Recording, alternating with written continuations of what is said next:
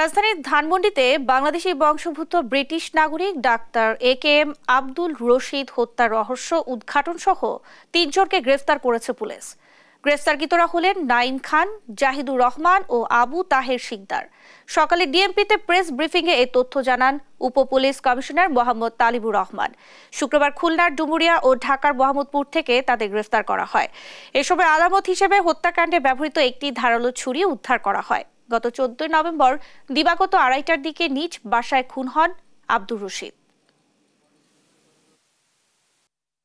পশ্চিম ধানমন্ডি এলাকায়, যেটা হাজারীবাগ থানার মধ্যে পড়েছে, ওখানে একজন বাংলাদেশি বংশোদ্ভূত ব্রিটিশ নাগরিক ডাক্তার এ.কে.এম. আব্দুর রশিদ তার নিজ বাসায় নৃশংসভাবে খুন হন।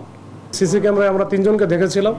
এই 3 জনকে আমরা আইডেন্টিফাই করে আমাদের 2টা টিম, একটা টিম গিয়েছিল খুলনার ডুমুরিয়া এলাকায়, যেখানে ওখান থেকে আমরা 2 জনকে গতকালকে ধরি। অপরাধীরা অপরাধ করে পার পাবে না, এটা মোটামুটি একটা ক্লিয়ার একটা মেসেজ দেবো যে সে যেই অপরাধী হোক।